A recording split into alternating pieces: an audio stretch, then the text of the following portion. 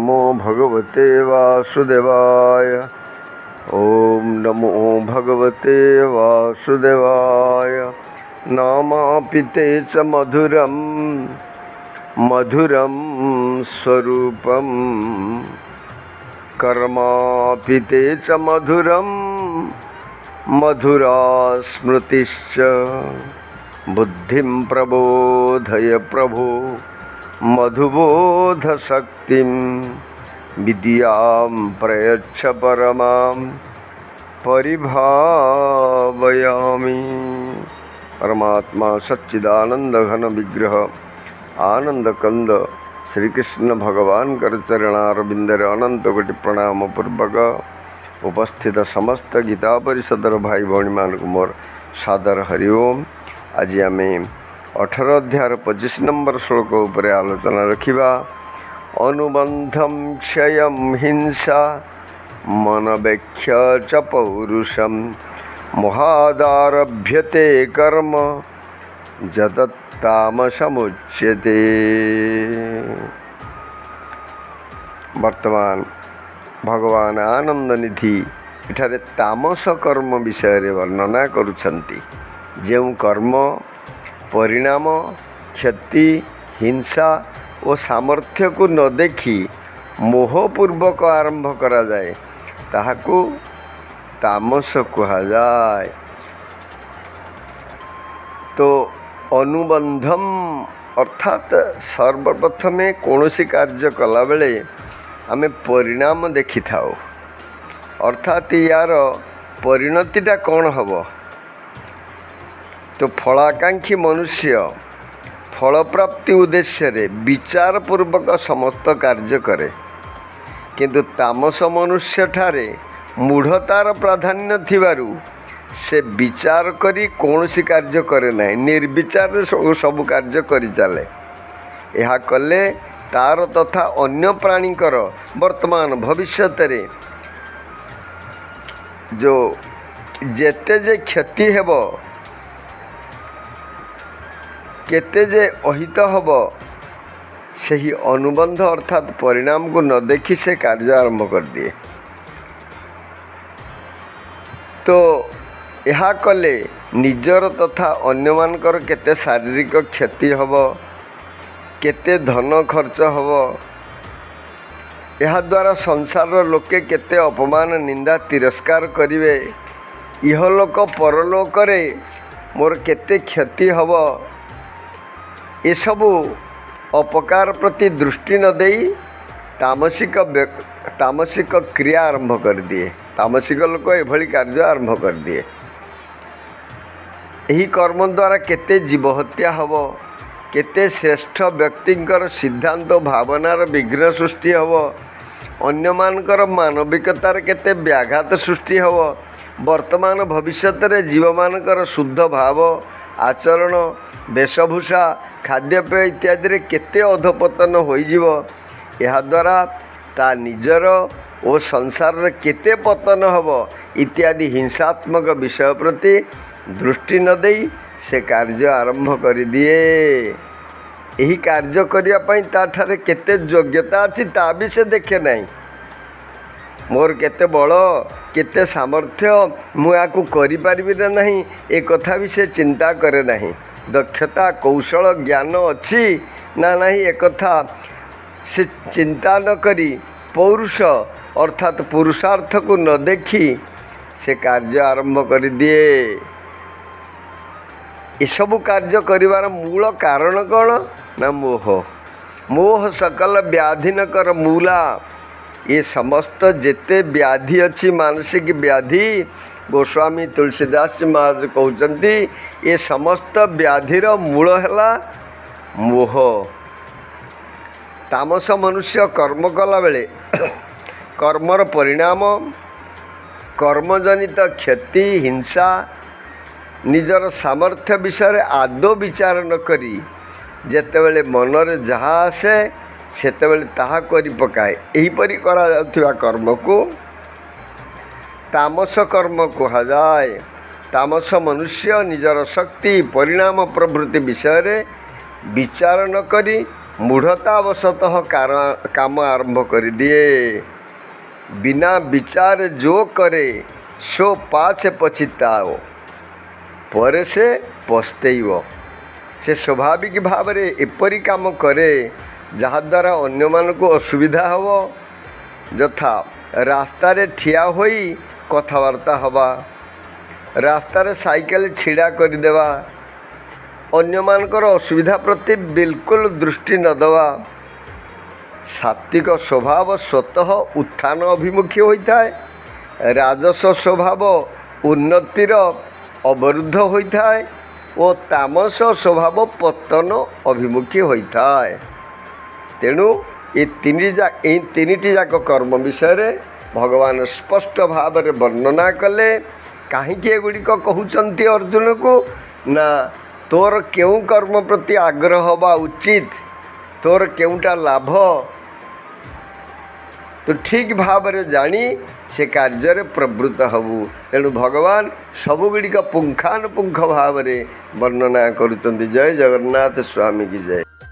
ओम नमो भगवते वासुदेवाय। ओम नमो भगवते वासुदेवाय। आसंतु वर्तमान 26 नंबर श्लोक उपर आलोचना रखिबा।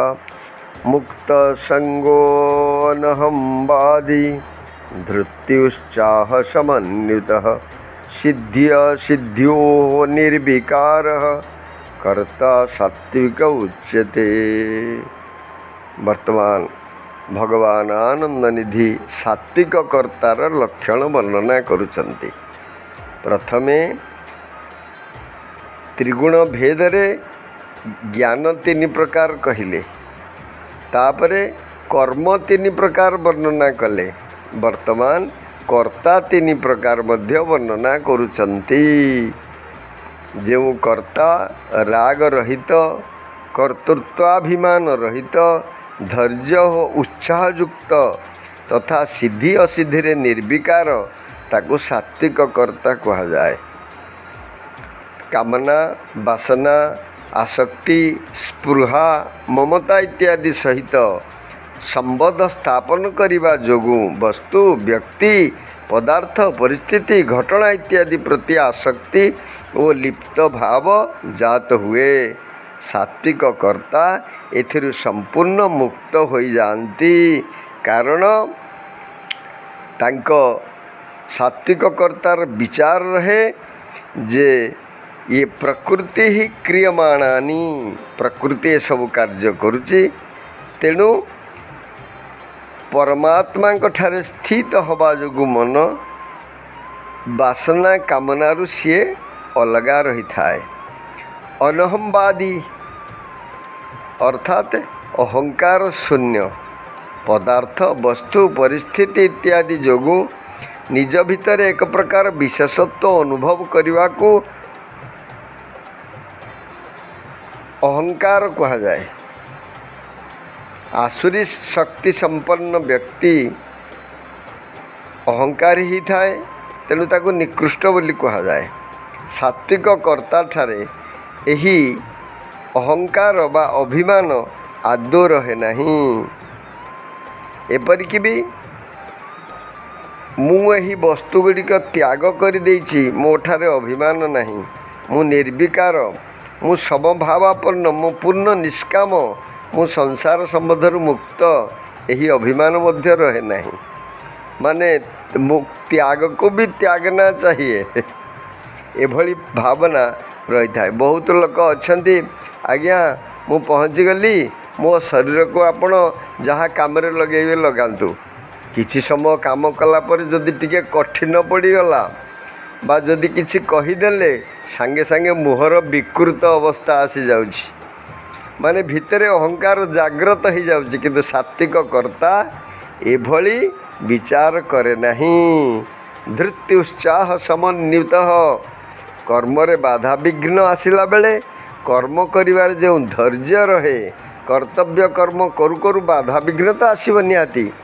सही कर्मर फलाफल ठीक न मिले और जन समाज रे निंदा हेले मध्य सेपरि धैर्य धारण करने को धृति बोली कहुई। कारण शास्त्रानुमोदित जो कार्य कराऊँची सेतरे निंदा आसिले कोई आपत्ति नहीं। तमे यज्ञ करिव भल काम करिव तो भल कार्य करिवा पई को लोक निंदा करिव ताको धैर्यर सहित तमे शुणिबा दरकार एवं ताको भितरे पुरेवा दरकार नहीं। ये हूँ सात्विक कर्तार लक्षण। तापरे सिद्धि असिद्धि एरो विकार ता मनरे आसे नहीं। सिद्धि हेले खुशी असिद्धि हेले खुशी लाभ हेले क्षति लाभ हेले खुशी क्षति हेले खुशी कौन सी प्रकार विचार विकार ता मनरे आसे नहीं। एभली कर्ता को सात्विक कर्ता कहा जाए। कारण एठारे सात्विक मनुष्य मु जेपरी करि पारुछि अन्य केही सेपरी करि पारिबे नहीं बोली बाहर कहे नहीं कि भीतर मध्य भावे नहीं। निजर विशेषत्व स्वीकार करिवार अर्थ भीतर बा अंतर रे भाविबा अर्थात बाहर भीतर यदि दी प्रकार हो गला ये सबू अड़ुआ हो। तेणु भीतर निरहंकारी रहिबो ताहा बाहर को मध्य प्रकाश पाइबो। एभली विचार सात्विक कर्तार थाए।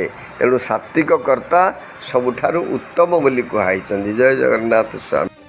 नमो भगवते वासुदेवाय। ओम नमो भगवते वासुदेवाय। वर्तमान आम पंचविंश श्लोक पाठ रखा।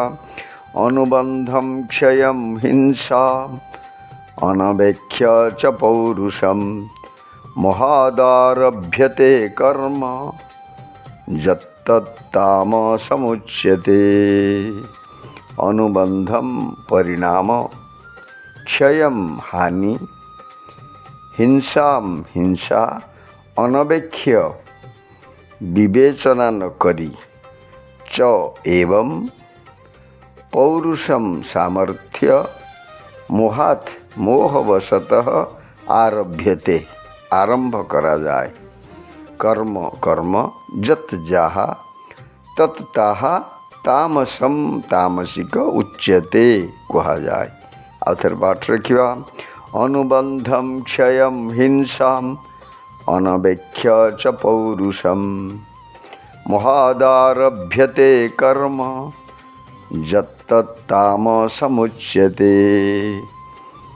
श्लोकार्थ है जो कर्म परिणाम हानि हिंसा एवं सामर्थ्यर विचार न करी केवल मोहवशतः आरंभ करा जाए ताकू तामसिक कर्म कहा जाए। जय जगन्नाथ स्वामी की जय। ओम भगवते वासुदेवाय। ओम नमो भगवते वासुदेवाय। वर्तमान आम षड्विंश श्लोक पाठ रखा। मुक्त संगो नहम वादी धृत्युश्चाह समन्वितः सिद्ध्य सिद्ध्योर निर्विकारः कर्ता सात्विक उच्यते। मुक्त संगः संगरहित अनहमवादी अहंकार रहित धृति उत्साह समन्वितः धैर्य एवं उत्साह युक्त सिद्धि असिद्धियों सफलता विफलता रे निर्विकार निर्विकार कर्ता कर्ता सात्विक सात्विक उच्यते कहा जाए। आउ थे पाठ रखा।